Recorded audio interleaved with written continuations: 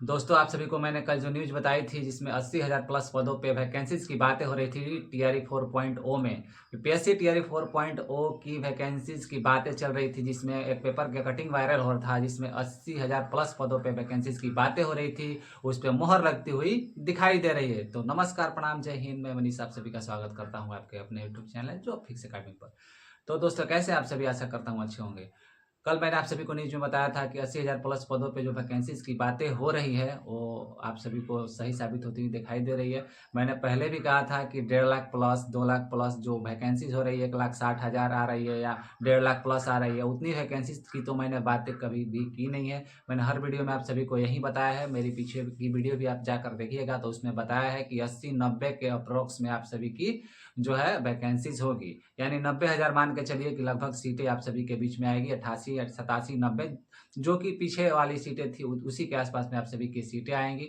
आज भी एक न्यूज़ जो है आप सभी को बीजेपी का जो ट्विटर हैंडल है बिहार का, उस पे एक्स पे आप सभी को न्यूज़ छपी हुई थी, उस पर डाला हुआ था एक, जिसमें लिखा है कि शिक्षक अभ्यर्थियों की अभ्यर्थियों को माफ कीजिएगा, एनडीए सरकार की बम्पर सौगात। इसमें स्पष्ट तौर पे लिखा है कि शिक्षक अभ्यर्थियों को एनडीए सरकार की बम्पर सौगात। आइए इसमें जो सरकार है इस पर मुहर लगाती हुई दिखाई दे रही है और इसमें क्या क्या जो डाउट था क्लियर कर दिया गया है। आप सभी को बता दूं इसमें क्या क्या लिखा हुआ था। इसमें सीधे लिखा हुआ था कि टीआरई 4.0 में 80,000 से अधिक पद पर क्या होगा, बहाली होगी, वैकेंसी होगी या भर्ती होगी। ठीक है, 80,000 प्लस पद, जो कि उस पेपर कटिंग में भी यही बातें लिखी गई थी और ये बात उनके ट्विटर हैंडल यानी कि एक्स पे भी यही बातें लिखी हुई थी। आप सभी जाकर देख सकते हैं। ठीक है, उसके बाद लिखा हुआ था कि टीआरई 3.0 में खाली पद जो 21,397 पद थे उसको शामिल किया जाएगा। उसको क्या किया जाएगा, उसको शामिल किया जाएगा। मैंने कल की वीडियो में भी आप सभी को ये बताया है।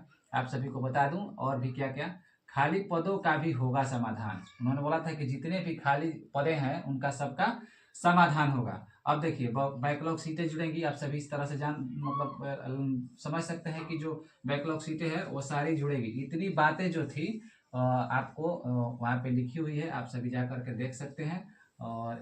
और बीजेपी का जो बिहार का एक्स है ट्विटर हैंडल, उस पर आप जा करके देख सकते हैं, उसमें लिखी हुई है यह सभी बातें।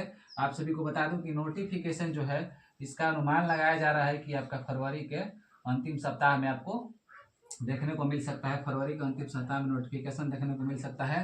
3.0 की जो प्रक्रिया है, 3.0 की जो प्रक्रिया है उसको पूरा होने के बाद में 4.0 की प्रक्रिया शुरू हो जाएगी। आप सभी अच्छी तरह से जानते हैं, बार बार आप सभी को बताया जाता है। 4.0 के लिए अटकलें लगाई जा रही थी कि सीटें फुल हो गई है, सीटें फुल हो गई है।